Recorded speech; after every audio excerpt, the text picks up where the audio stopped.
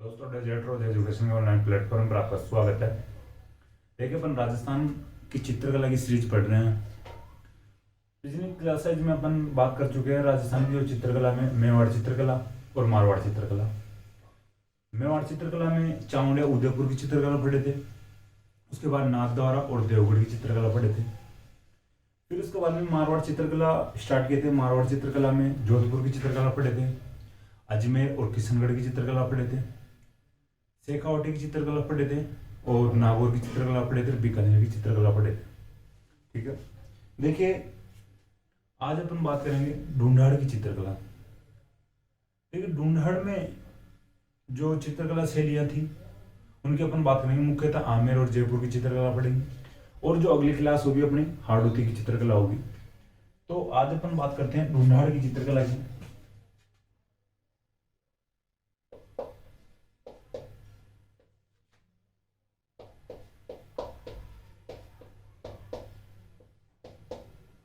ठीक है, ढूंढाड़ की चित्रकला मुख्यतः आमेर और जयपुर की चित्रकला कहलाती है।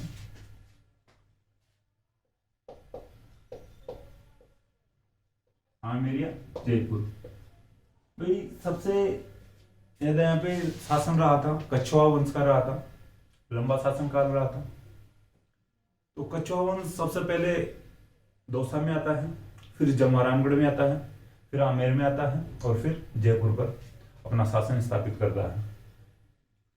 तो कछुआ शासकों के समय में यहाँ पे जो चित्रकला फलीभूत हुई, डेवलप हुई या विकसित हुई। ठीक है, तो अपन मुख्यतः ढूंढाड़ की चित्रकला में आमेर जयपुर की चित्रकला पढ़ते हैं। देखिए, सबसे पहले अगर बात करें एक शासक की तो मानसिंह की बात करते हैं। ठीक है, मानसिंह के समय में जयपुर चित्रकला प्रारंभ होती है।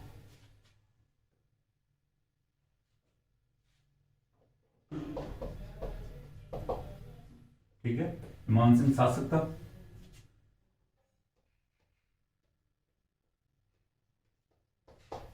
जयपुर चित्रकला प्रारंभ होती है।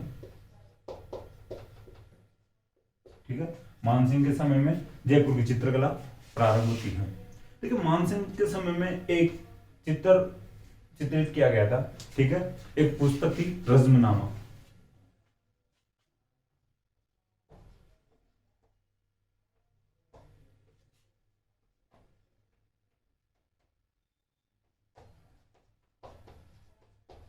देखिए, एक थोड़ा सा और फैक्ट में बताने की कोशिश करूंगा आपको। रज्मनामा जो पुस्तक है, ये देखिए महाभारत भारत का फारसी में अनुवाद है। देखिए, अकबर द्वारा महाभारत का जो फारसी में अनुवाद करवाया गया था उसको रज्मनामा कहा गया है। ठीक है, अकबर के द्वारा महाभारत का जो फारसी में अनुवाद करवाया गया है उसे रज्मनामा कहा गया है। तो अकबर द्वारा महाभारत का फारसी में अनुवाद करवाया गया वो रज्मनामा कहला है। जो वो पुस्तक कहलाई रज्मनामा, तो रज्मनामा का जो चित्रण हुआ मानसिंह के समय में हुआ था। ठीक है, रज्मनामा पर जो मानसिंह के समय में चित्रण किया गया था। ठीक है, देखिए रज्मनामा है जो एक प्रकार से युद्धों की पुस्तक है। ठीक है, युद्धों की जानकारी है इसमें। जैसे महाभारत में भी युद्ध हुए थे, खूब युद्ध हुए थे, तो रज्मनामा युद्धों की पुस्तक आप ब्रैकेट में लिख सकते हो। देखिए, आमेर के जो चित्रकारों ने रज्मनामा के लगभग 169 चित्र बनाए थे। ठीक है, रज्मनामा का चित्रण किया आमेर के चित्रकारों ने मानसिंह के समय में 169 चित्रों की जानकारी मिलती है। ठीक है, ये थोड़ा ध्यान रखना। देखिए, थोड़े ये फैक्ट ऐसे होते हैं ना, थोड़ी जानकारी के लिए होते हैं, अपने माइंड में फिर पूरी बात क्लियर हो जाती है कि रज्मनामा अकबर के द्वारा फारसी में अनुवाद करवाया गया महाभारत का। आमेर के चित्रकारों ने मानसिंह के समय में चित्रण किया था और 169, ठीक है, 169 चित्र बनाए थे।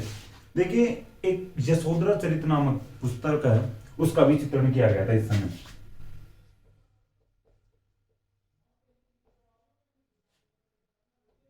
ठीक है, यशोधरा चरित जो पुस्तक है इसका भी चित्रण किया गया था। ठीक है, तो ब्रैकेट में लिख सकते हो यशोधरा चरित ये पुस्तक है।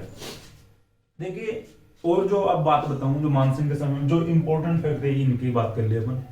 ठीक है, देखिए जो बैराट में एक मुगल गार्डन है। ठीक है, बैराट में जैसे विराटनगर बोलते हैं वर्तमान में अपन, तो बैराट में एक मुगल गार्डन का चित्रण किया गया है। और देखिए, एक जो मौजमाबाद एक जगह पड़ती है, तो मौजमाबाद के भित्ति चित्रों का भी चित्रण किया गया था। ठीक है,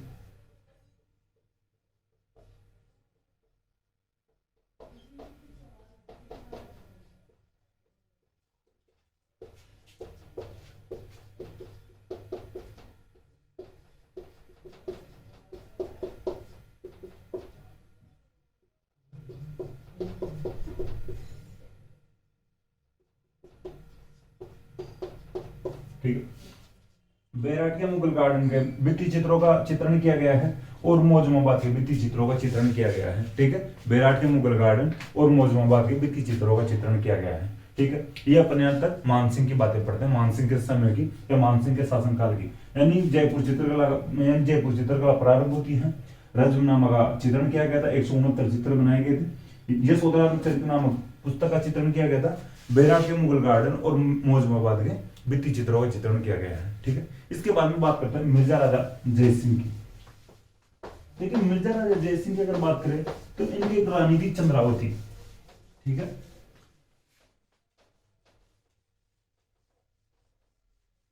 तो इनके लिए चित्र बनाए गए चंद्रावती के लिए। भाई रानी कुछ कह दे और राजा नहीं करे तो ये तो हो ही नहीं सकता। आज भी में ऐसे होता है। ठीक है, तो पत्नी कहते हैं कुछ भी, भाई आज ये लेके आना है खाने के लिए, तो वो नहीं लेके आए तो फिर शाम को रोटी नहीं मिली। ठीक है, थोड़ा ध्यान रखना। तो मिर्जा राजा जयसिंह की बात करते हैं।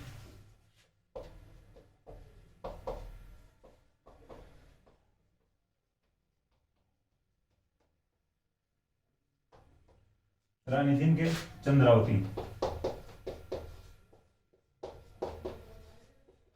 ठीक है, मिर्जा राजा जयसिंह के रानी थे चंद्रावती। देखिए, इनके कहने से भगवान कृष्ण के चित्र बनाए गए थे। ठीक है, रानी चंद्रावती के लिए भगवान कृष्ण के।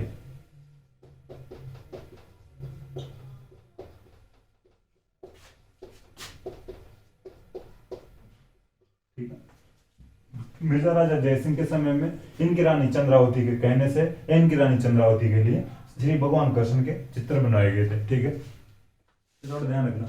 और बिहारी सतसाई का भी चित्रण किया गया था इस समय। ठीक है, बिहारी सतसाई का चित्रण किया गया था।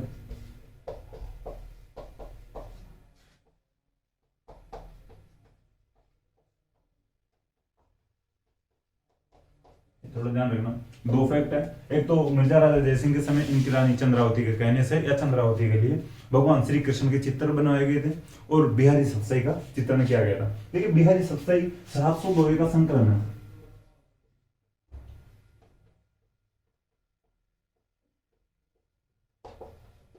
ठीक है, इसमें 700 दोहे हैं। ठीक है, भाई देखिए, ये थोड़ा यानी शब्दों में मत जाना, 700 दोहे ऊपर नीचे हो सकते हैं एक दो, लेकिन 700 दोहों का संकलन माना जाता है बिहारी सतसाई। ठीक है, तो इसका चित्रण भी किया गया था मिर्जा राजा जयसिंह के समय में। देखिए, इसके बाद में सवाई जयसिंह की बात करते हैं। ठीक है, यानी अब तक मानसिंह और मिर्जा राजा जयसिंह की बात कर चुके हैं। सवाई जयसिंह की बात करें,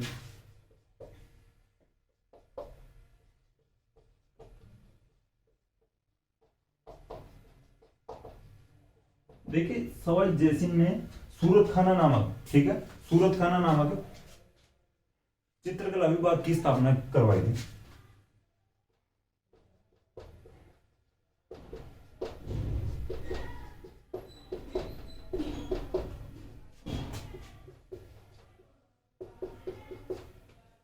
ठीक है, सूरत खाना की स्थापना करवाई थी सवाई जयसिंह ने। देखिए, सूरत खाना नामक चित्रकला विभाग की अब बात करते हैं यहाँ पे क्या होता था। सूरत खाना, देखिए सूरत खाना थोड़ा सा ध्यान रखना या थोड़ा सा माइंड लगाना साइड में जाके। सूरत का मतलब ये होता है, भाई अपन बात कर देते हैं सूरत कैसी है, इस प्रकार से सूरत है। सूरत का मतलब भाई चित्र या भाई तेरी शकल, तो इस प्रकार से भाई ध्यान रखना कि सूरत खाना में जो चित्र बनाए जाते थे, ठीक है, तस्वीरें बनाई जाती थी। तो देखिए, सूरत खाना में लघु चित्रण होता था। ठीक है, सूरत खाना में लघु चित्र बनाए जाते थे या लघु चित्रण होता था। तो चित्र भी बनाए जाते थे, तो यानी लघु चित्र बनाए जाते थे सूरत खाना में मुख्य रूप से देखा जाए तो। देखिए, सवाई जयसिंह ने 36 कारखाने स्थापित करवाए थे।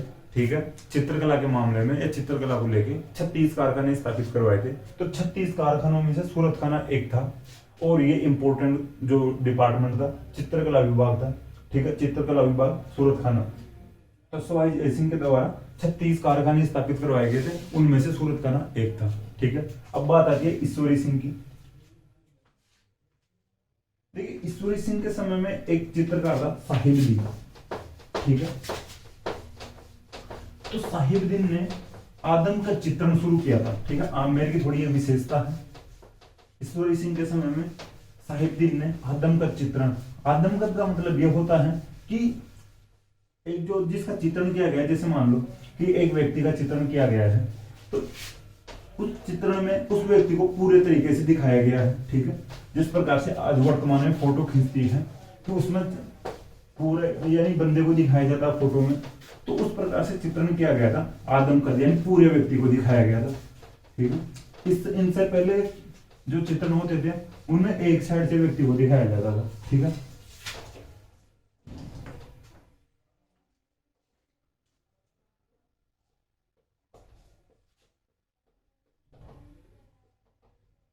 साहिबदीन नामक एक चित्रकार था,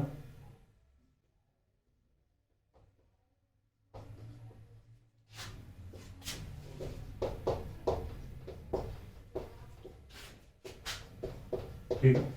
आदम का चित्रण शुरू किया था इसने, साहिबदीन ने। देखिए पूरा आदमी, एक प्रकार से आप ब्रैकेट में लिख सकते हो, आदम का देखा पूरा आदमी दिखाया गया था चित्रों में,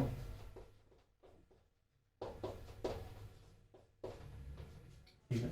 ईश्वरी सिंह के समय ये इंपॉर्टेंट विशेषता है ढूंढाड़ चित्रकला से लेगी, ठीक है। आदम का चित्रण शुरू होते हैं ईश्वरी सिंह के समय में, ठीक है। देखिए आदम का चित्रण किया गया साहिबदीन के द्वारा, या साहिबदीन के द्वारा शुरू किया गया ईश्वरी सिंह के समय में। तो अब ये चित्र किसके बनाएगा, तो देखिए व्यक्तियों के चित्र तो बनाएगा, लेकिन इंपॉर्टेंट और मुख्यतः देखा जाए तो राजाओं के चित्र बनाया था इसने,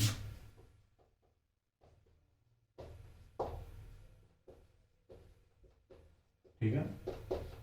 राजाओं का चित्रण किया था ईश्वरी सिंह के समय में। साहिबदीन ने आदम का चित्रण शुरू किया और राजाओं का चित्रण यानी राजाओं के चित्र बनाए। देखिए अब इसके बारे में बात करते हैं माधो सिंह की, ठीक है।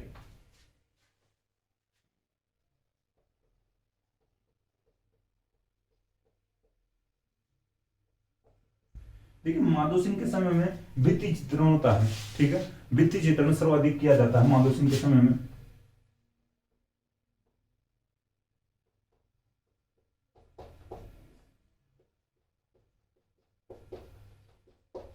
ठीक है। माधो सिंह के समय में भित्ति चित्रण सर्वाधिक किया जाता है। देखिए माधो सिंह के समय में पुंडरीक हवेली का भित्ति चित्रण भी किए जाते हैं,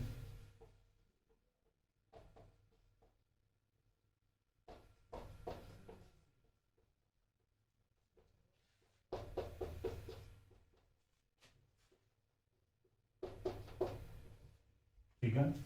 माधो सिंह के समय में यानी पुंडरीक हवेली के भित्ति चित्रण भी किए जाते हैं। देखिए सिसोदिया रानी के महल के भित्ति चित्रण भी किए जाते हैं। सिसोदिया रानी इनके माता जी थे माधो सिंह की,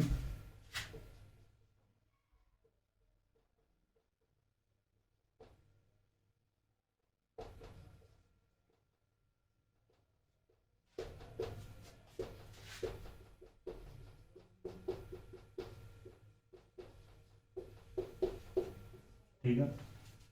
माधव सिंह के समय में सिसोदिया रानी के महल का भित्ति चित्रण भी किया जाता है।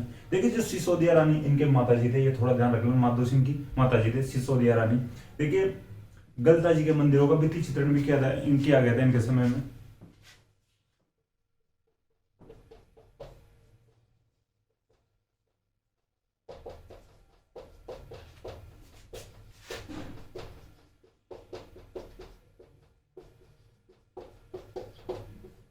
ठीक है। गलता जी देखिए लगभग आप सब जानते होंगे कहाँ पे है। हालांकि अपन ट्रांसपोर्ट नगर से यानी जयपुर दिल्ली हाईवे पर चलते हैं, तो ट्रांसपोर्ट नगर से 2-3 किलोमीटर आगे चलते हैं दिल्ली साइड, तो वहां पे एक यानी जगह आती है गलता जी, यानी गलता गेट आता है और फिर अंदर जाना पड़ता है। गलता जी को मंकी वैली भी कहा जाता है, ठीक है। फिर थोड़ा ध्यान रखना, गलता जी इंपॉर्टेंट फैक्ट है गलता जी का मंकी वैली, तो मंकी वैली का ध्यान रखना, गलता जी को कहा जाता है। तो माधो सिंह के समय में गलता जी के मंदिर का भित्ति चित्रण किया गया था और सिसोदिया रानी के महल के भित्ति चित्रण भी किया गया था, ठीक है। पुंडरीक हवेली का भित्ति चित्रण किया गया था। और भित्ति चित्र यानी सर्वाधिक होते हैं। देखिए इसके बाद में बात करते हैं प्रताप सिंह की। देखिए प्रताप सिंह के जो शासनकाल था वो जयपुर चित्रकला का स्वर्ण काल कहलाता है, ठीक है, गोल्डन पीरियड कहलाता है।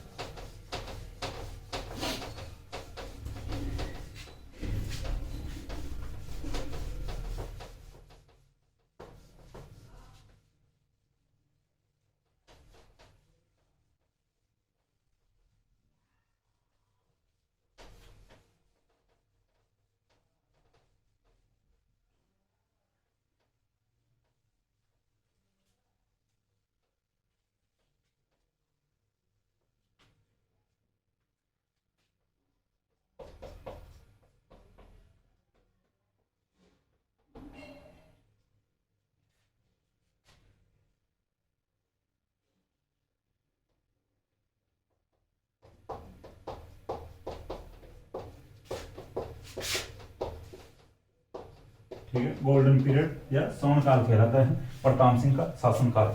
ठीक है, जयपुर चित्रकला का स्वर्ण काल कहलाता है प्रताप सिंह का समय जो शासनकाल।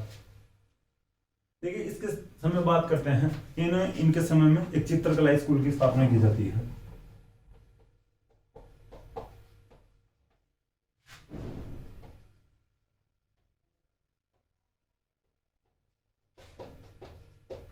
ठीक है, प्रताप सिंह के समय में चित्रकला स्कूल की स्थापना की जाती है और सवाई जय सिंह के समय में सूरत खाना जो चित्रकला विभाग की स्थापना की जाती है। ठीक है, ये थोड़े दो फैक्ट है, ध्यान रखना। सूरत खाना नाम जो चित्रकला डिपार्टमेंट सवाई जय सिंह के समय में स्थापना की जाती है और जो प्रताप सिंह के समय में चित्रकला स्कूल की स्थापना की जाती है। देखिए इनके समय में चित्रकार था लालचंद। ठीक है, लालचंद बैठा बैठा उसके मन में थोड़ी अलग ही बातें चलती रहती थी। ठीक है, कोई व्यक्तिगत चित्र बना रहा है, ठीक है, कोई और काय के चित्र बना रहा है, कोई पशु पक्षियों के चित्र बना रहा है, लेकिन ये थोड़ा युद्ध पीरियड था, लड़ाइयाँ ज्यादा देखता रहता था, इच्छा लड़ाइयों में ज्यादा रहती थी इसकी। तो ये क्या करता था, पशुओं की लड़ाई के चित्र बनाता था।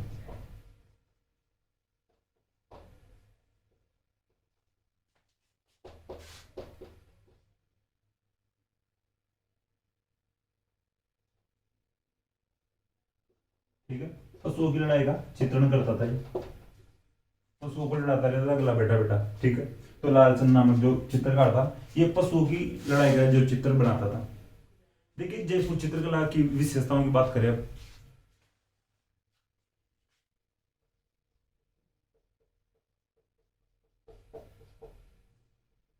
ठीक है, विशेषताओं की बात करते हैं।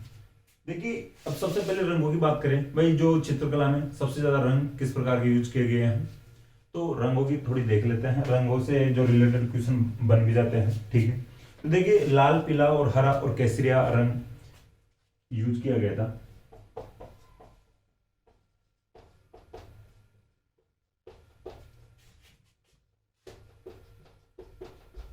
ठीक है, लाल पीला हरा और केसरिया, यानी देखिए इनमें भी अगर थोड़ा देखा जाए तो चटक या गहरा रंग यूज किया गया था। लाल पीला हरा केसरिया और लाल पीला हरा और केसरिया, यानी चटक रंग लिख सकते हो, यानी या गहरे रंग लिख सकते हो। ठीक है, लाल पीला हरा और केसरिया रंग यूज किए गए थे जयपुर चित्रकला या जयपुर चित्रकला में। ठीक है, देखिए अब बात करते हैं आगे, मैं हाशिए में लाल रंग भरा जाता था, गहरा लाल रंग। ठीक है, हाशिए में गहरा लाल रंग।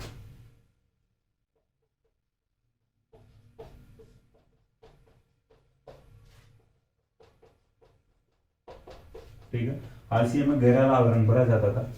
इसके बारे में बात करते हैं, भाई मुगल शैली की बात आती है, मुगल शैली का प्रभाव अधिक दिखाई देता है यहाँ पे। तो मुगल शैली का प्रभाव दिखाई देगा भाई, देखिए इनके जो मुगलों से व्यवहार थोड़ा ठीक था, थोड़ा क्या बहुत ही ज्यादा ठीक था मुगलों से। ठीक है, मुगलों के अधीनता में खूब इन्होंने युद्ध लड़े हैं।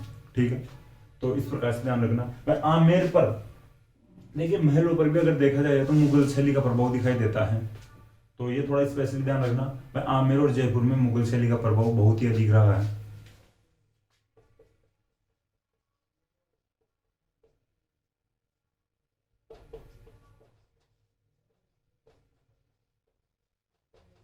ठीक है, मुगल शैली का प्रभाव अधिक दिखाई दिया है यहाँ पे। देखिए भित्ति चित्रण और उद्यान चित्रण भी किए गए हैं।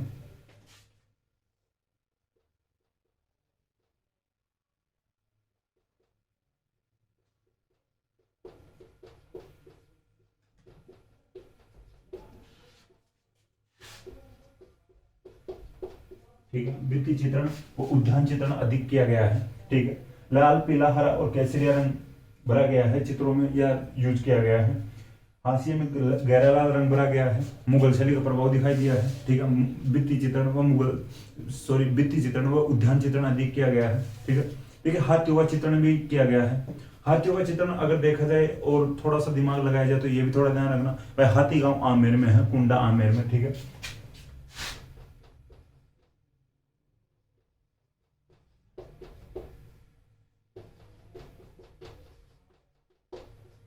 ठीक है, हाथियों का चित्रण किया गया है। हाथी आज भी जो आमेर का जो किला है, ठीक है, उसमें सवारियों को ले जाने में काम में लिए जा रहे हैं, ठीक है। तो ये थोड़ा इंपॉर्टेंट ध्यान रखना। और तो राजस्थान के कोई किले में हाथियों से शायद सवारी नहीं करवाई जाती है, ठीक है। तो आमेर के किले में हाथियों से सवारी करवाई जाती है, तो ये ध्यान रखना। हाथियों का चित्रण भी अधिक होगा फिर इसमें। और हाथी गांव भी आमेर के कुंडा में है, ठीक है, थोड़ा ध्यान रखना। हाथी गांव पूछा जा सकता है, हाथी गांव कहाँ पे, भारत में या राजस्थान में, तो कुंडा आमेर में है। देखिए इसके बारे में बात करते हैं। आदमकद की बात कर चुके हैं, आदमकद चित्रण हुआ था।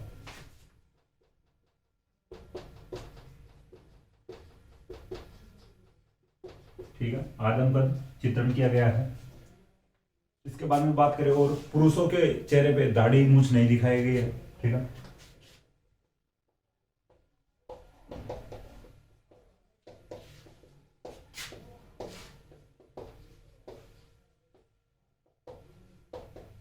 ठीक है, पुरुषों के चेहरे को पर दाढ़ी मूछ विहीन दिखाया गया है, यानी पुरुषों के चेहरे पर दाढ़ी और मूछ नहीं दिखाई गई है चित्रों में। तो इसका मतलब है थोड़ा समझ सकते हो भाई, आज भी भाई जयपुर वाले थोड़ा मॉडर्न है, ठीक है, चिकने रहते थे, बिल्कुल साफ सुथरा रहते थे। तो ये थोड़ा ध्यान रखना भाई, पुरुषों के चेहरों पर दाढ़ी मूछ नहीं दिखाई गई। देखिए मुख्य चित्रकारों की अगर बात करें, ठीक है, मुख्य चित्रकार देखिए बहुत यानी दो तीन तो इंपॉर्टेंट होते हैं। जैसे ईश्वरी सिंह के समय में साहिबदीन की बात आ गई थी, ठीक है, तो इसके समय यानी इसके द्वारा आदमकद चित्रण शुरू किया गया था। तो एक प्रकार से इंपॉर्टेंट फैक्ट हो गया है, ठीक है। तो ये थोड़ा ध्यान रखना। और भी जो नाम बता, रामजी दास था, लालचंद था, ठीक है, रामजी दास, लालचंद, कुशला, लालजी, ठीक है। तो इस प्रकार से ध्यान रखना चित्रकारों के नाम।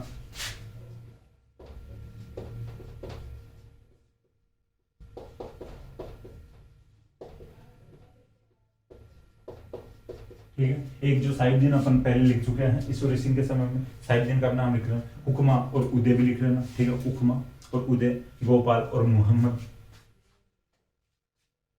यहाँ पे लिखने की कोशिश करूंगा आप समझ।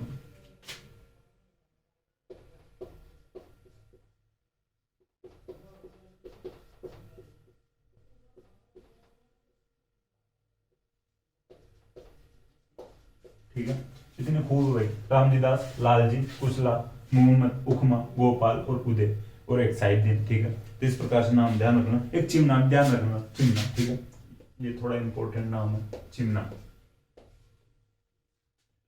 देखिए अब इसके बाद में अपन आगे और बात करें तो देखिए ये अपनी मेरे जयपुर चित्रकला कंप्लीट हो चुकी है, ठीक है। अब बात करते हैं अलवर चित्रकला की, ठीक है।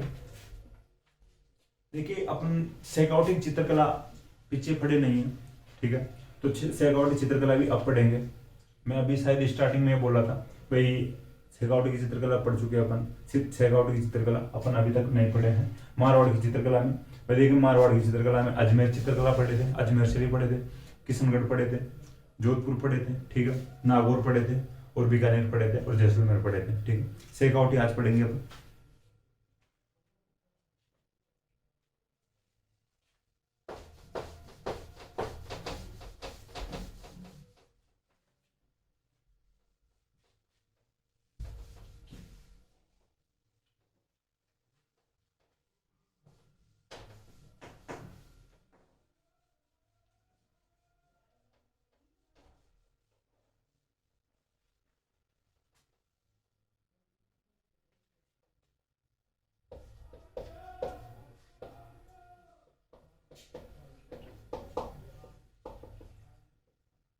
ठीक है, ठीक है, अलवर की बात करें तो अलवर में सबसे पहले बात करते हैं प्रताप सिंह की,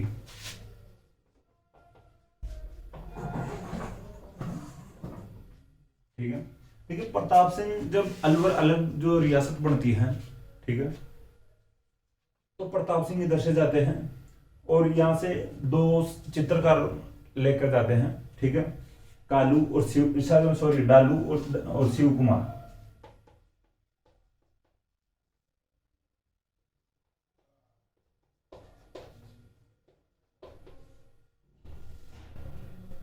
ठीक है, डालूराम और शिव कुमार नामक दो चित्रकारों को अलवर लेके जाते हैं, जयपुर से अलवर लेकर जाते हैं प्रताप सिंह, ठीक है। इनके साथ दो चित्रकार गए थे, डालूराम और शिव कुमार। देखिए जो डालूराम और शिव कुमार है, इनके द्वारा जो राजगढ़ में जो शीश महल है, ठीक है, शीश महल के भित्ति चित्र बनाए गए थे, ठीक है।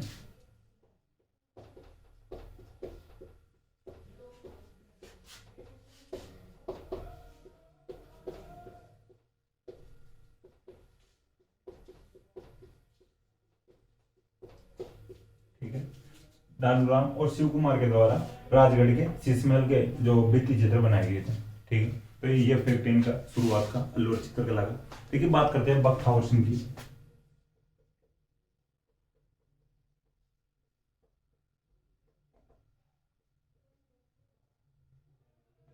ठीक है, बख्तावर सिंह जो आगे शासक हुए थे, तो बख्तावर सिंह के समय की बात करते हैं। देखिए बख्तावर सिंह जो इनके समय में भी जो राजगढ़ के शीश महल का भित्ति चित्रण किया गया था, ठीक है।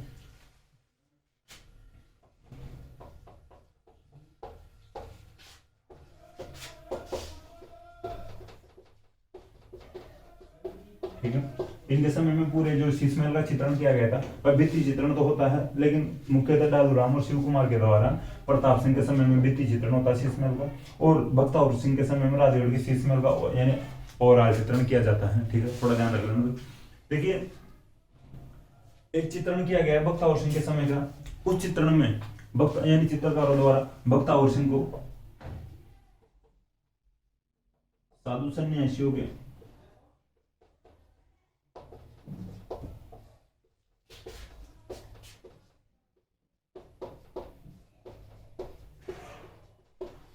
ठीक है, बख्तावर सिंह को साधु सन्यासियों और फकीरों के साथ बैठे हुए या वार्तालाप करते हुए दिखाया गया है, ठीक है, एक चित्रण में। तो ये थोड़ा ध्यान रखना भाई, सन्यासियों या साधु सन्यासियों या फकीरों के साथ यानी बख्तावर सिंह का चित्रण किया गया है, ठीक है, बैठे रहते भाई, ठीक है। तो अच्छी बात है भाई, एक राजा जो साधु सन्यासियों या फकीरों के साथ बैठकर बातचीत कर रहा है, ठीक है। तो एक थोड़ा सा उदारता वो दर्शाता है ये चित्रण। इसके बाद में बात करते हैं विनय सिंह की। देखिए विनय सिंह का जो समय था या टाइम पीरियड था, ये अलवर चित्रकला का स्वर्ण काल कहलाता है या गोल्डन पीरियड कहलाता है।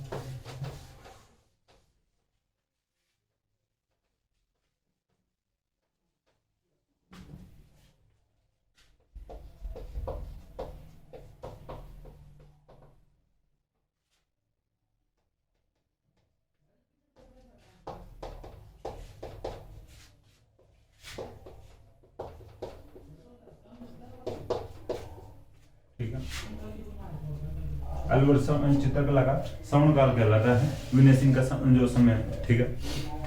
देखो विनय सिंह के समय बलदेव और जो गुलाम अली ने एक पुस्तक का चित्रण किया था, गुलिस्ता का।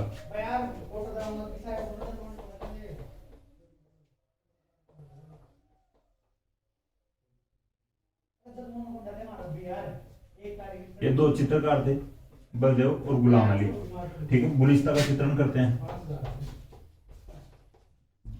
गुलिस्ता एक पुस्तक है, शेख सादी की पुस्तक है, ठीक है।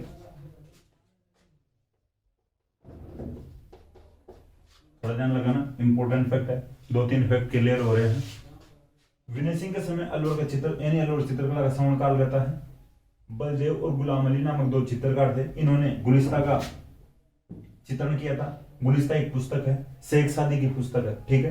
तो देखो इतने फैक्ट क्लियर हो रहे हैं कि शेख सादी की पुस्तक गुलिस्ता, गुलिस्ता किसकी पुस्तक है, शेख सादी की। बलदेव और गुलाम अली ने गुलिस्ता का चित्रण किया।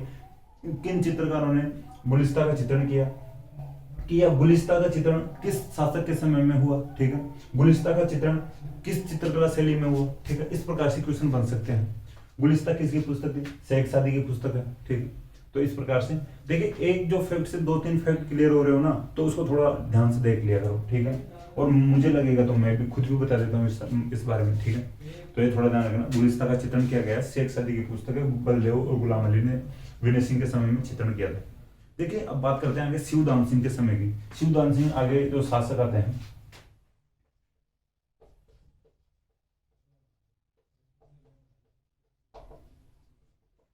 ठीक है। देखिए शिवदान सिंह के समय में काम शास्त्र एक पुस्तक है, उसका चित्रण किया गया था।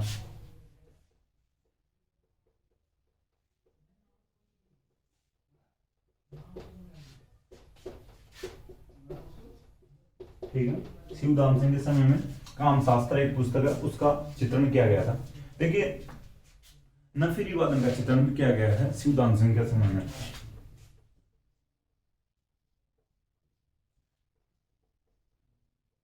देखिए नफीरी वादन एक प्रकार से सहनाई वादन लिख सकते हो।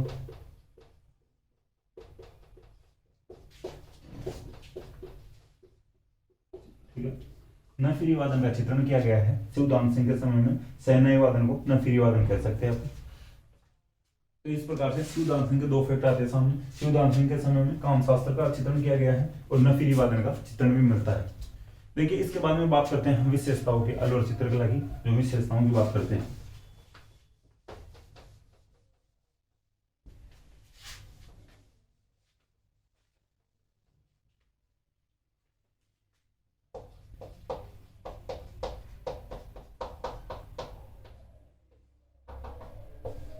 देखिए अलवर चित्रकला की विशेषताओं की बात करें तो यहाँ पे देखिए मुगल शैली का चित्र यानी प्रभाव दिखाई देता है, आमेर शैली का प्रभाव दिखाई देता है, तो ठीक है ईरानी शैली का प्रभाव देता है। देखिए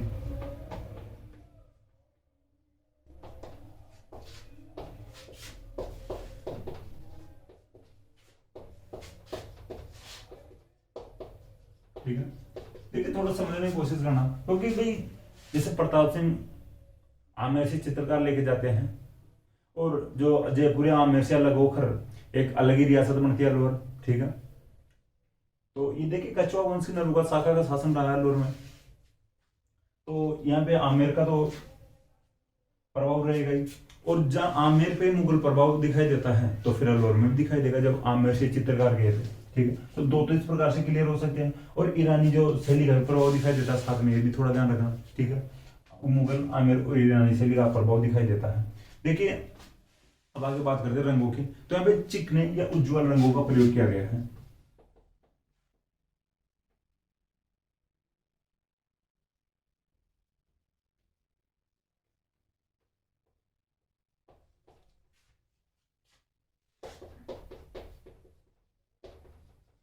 ठीक है, चिकने या उज्ज्वल रंगों का प्रयोग किया गया है। देखिए हाशिया जो बेल बूटे हैं उनके चित्रण भी मिलते हैं, हाशिए में बेल बूटों के चित्रण मिलते हैं। ठीक है, अपन बात कहते हैं हाशिए की, ये हाशिया है, इस प्रकार से बेल बूटे बनाए गए होंगे। ठीक है, तो ये थोड़ा ध्यान रख लेना।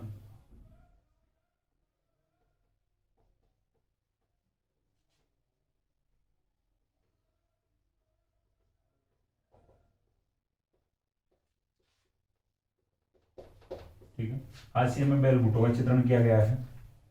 देखिए लघु चित्रण किया गया और वेश्याओं का चित्रण भी किया गया।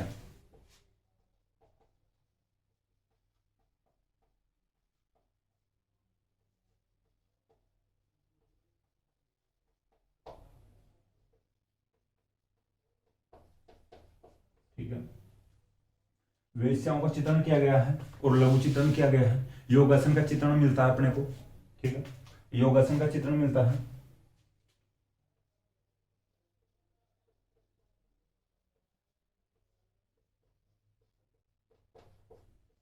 ठीक है, योगासन का चित्रण मिलता है। देखिए थोड़ा सा ध्यान रखना, एक फैक्ट और आता है लेकिन शायद पूछा नहीं जाएगा, फिर भी थोड़ा ध्यान रख लेना कि मानव शक्ल इसमें हम की जैसी दिखाई गई। ठीक है,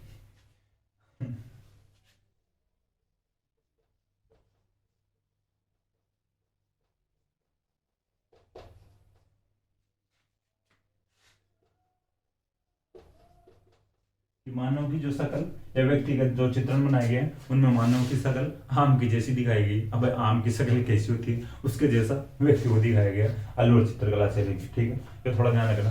तो अब देखिए मुख्य चित्रकारों की बात करें, वही लंबी लिस्ट होगी मुख्य चित्रकारों की, लेकिन फिर भी जो इंपॉर्टेंट है उनके मैं नाम लिख देता हूँ और जो होंगे जो मैं बता दूंगा।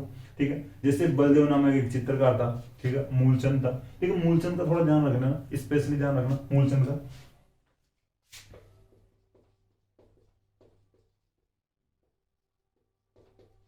ठीक है, जो मूलचंद था यह हाथी दांत पर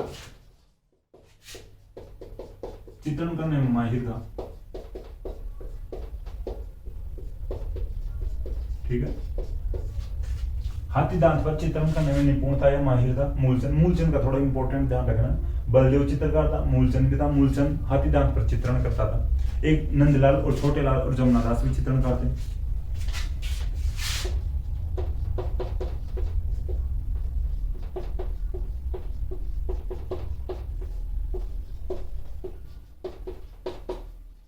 ठीक है, जमुना लाल है, जमुना दास लिख सकते हो, नंदलाल, छोटे लाल, ठीक है। देखिए नानग्राम और बक्साराम, ठीक है, गुलाम अली, नानग्राम, बक्साराम, गुलाम अली।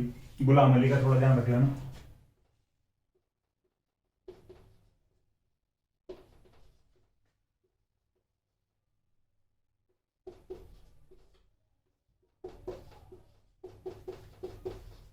ठीक है, कितने चित्रकार हो गए, बलदेव, मूलचंद, नंदलाल हो गया, छोटे लाल हो गया, जमुना दास हो गया, गुलाम अली हो गया, नंदराम हो गया, बक्साराम हो गया, ठीक है। जगमोहन, शालिग्राम, ये भी लिख सकते हो भाई, ठीक है। शालिग्राम का लिख लेना नाम। जगमोहन भी चित्रकार, अल्लोर चित्रकला शैली का, ठीक है। तो एक रामसाई नेपालिया भी चित्रकार है, रामसाई नेपालिया, भाई नेपाल का होगा पता नहीं, इसलिए इसका सरनेम नेपालिया रखा गया है। तो इस प्रकार से अल्लोर चित्रकला शैली कंप्लीट होती है। तो बात करते हैं शेखावटी चित्रकला की। ठीक है, थोड़ा ध्यान रखना भाई, मैं स्टार्टिंग में ये बोल दिया था भाई शेखावटी चित्रकला अपन पढ़ चुके हैं, नहीं पढ़े थे, आप पढ़ रहे हैं, देख लेना थोड़ा। भाई शेखावटी चित्रकला ढूंढाड़ के बिना कैसे होगी, ठीक है। शेखावटी चित्रकला बात करते हैं।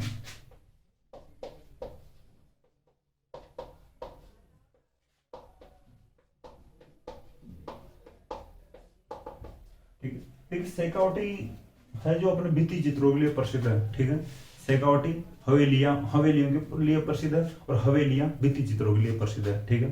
तो ये कुछ फैक्ट है शेखावटी के, ये थोड़े ध्यान रखना। शेखावटी अपनी हवेलियों के लिए प्रसिद्ध है, और हवेली जो शेखावटी की हवेलियां हैं जो भित्ति चित्रों के लिए प्रसिद्ध है।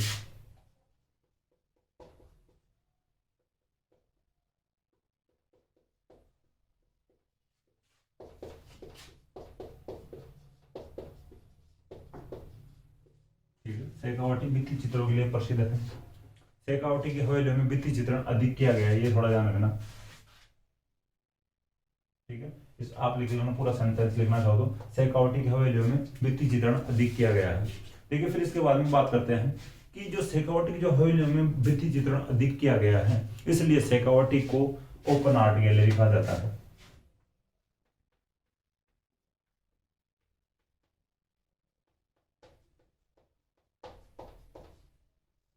ठीक है। शेखावटी को ओपन आर्ट गैलरी कहा जाता है भित्ति चित्रण अधिक होने के कारण हवेलियों में, ठीक है। इसके बाद में बात करते हैं भाई नीले रंगों का अधिक प्रयोग किया गया शेखावटी की जो चित्रकला में।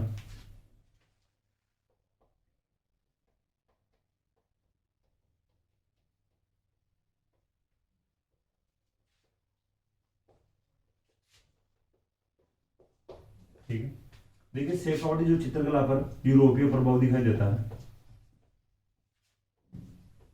ठीक है। यूरोपीय प्रभाव दिखाई देता है शेखावटी चित्रकला पर, ठीक है। इसके बाद में बात करते हैं एक फ्रांसीसी चित्रकार था, ठीक है, नादिमला, ठीक है। नादिमला एक प्रिंस था भाई जो फ्रांस का,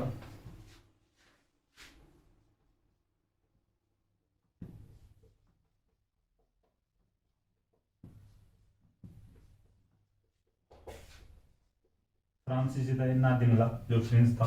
इसने जो शेखावटी की जो चित्रकला है यानी हवेलियां हैं इनके भित्ति चित्रों का संरक्षण किया था, ठीक है। नादिमला ने शेखावटी की हवेली को जो भित्ति चित्रण है इनका संरक्षण किया था।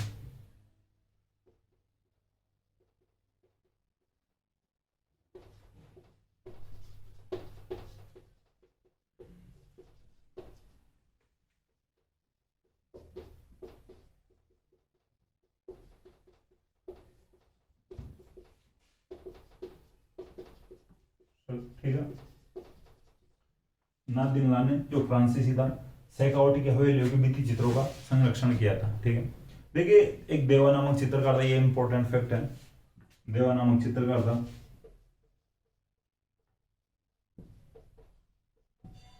ठीक है। उदयपुर वाटी जो जगह पड़ती है झुंझुनू में, ठीक है, उदयपुर वाटी झुंझुनू में जोगीदास की छतरी के भित्ति चित्रण बनाए थे।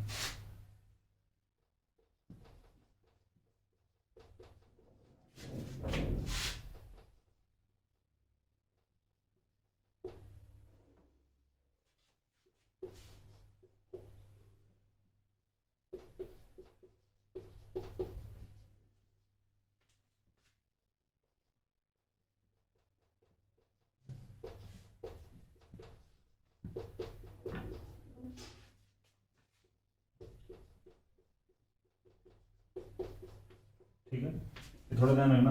देखिए दो फैक्ट क्लियर हो रहे हैं कि जोगीदास की छतरी कहाँ पर है, उदयपुर वाटी झुंझुनू में है। जोगीदास की छतरी के भित्ति चित्रण किसने बनाए, तो देवा नामक चित्रकार ने बनाए थे। ठीक है, तो थोड़ा ध्यान रखना, दो फैक्ट क्लियर हो रहे हैं।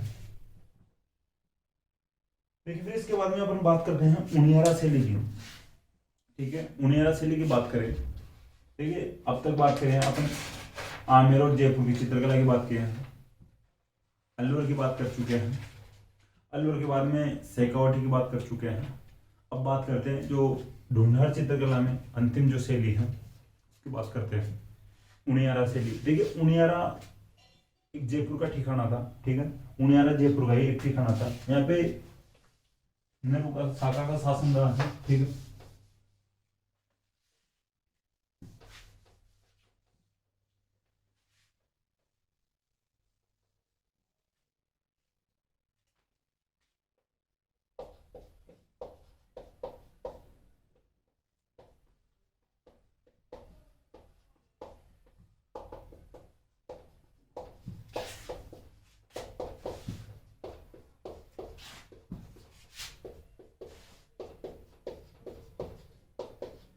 ये अलग फैक्ट भाई, थोड़ा चित्रकला से अलावा फिर भी मैं बताते हूँ, आप लिख सकते हो, नोट कर सकते हो।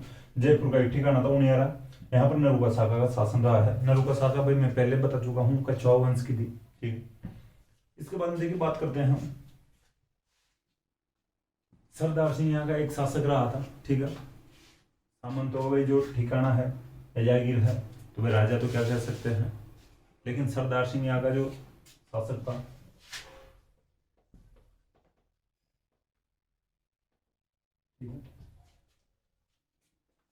देखिए इनके समय में जो उनियारा जो चित्रकला में ढूंढाड़ और बूंदी शैलियों का मिश्रण दिखाई देता है।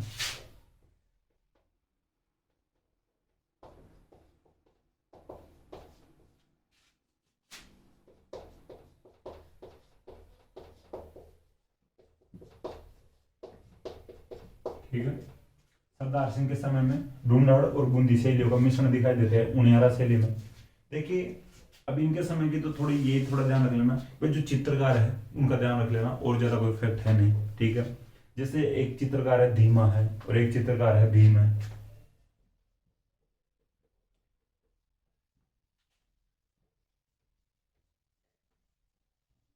ठीक है, धीमा और भीम जो चित्रकार है ये थोड़ी इंपॉर्टेंट है। और भी वैसे चित्रकार जैसे मीर बख्श है, ठीक है, काशी और रामलखन।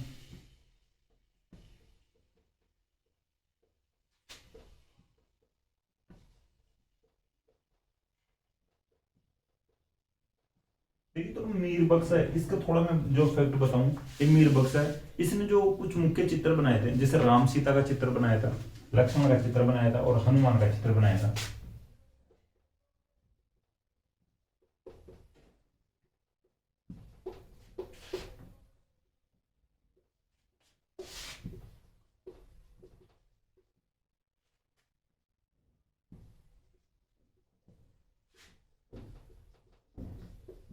ठीक है, उनियारा चित्रकला नरुका का शासन रहता है यहाँ पे उनियारा में, जयपुर का ये ठिकाना था, सरदार सिंह यहाँ का शासक रहता है।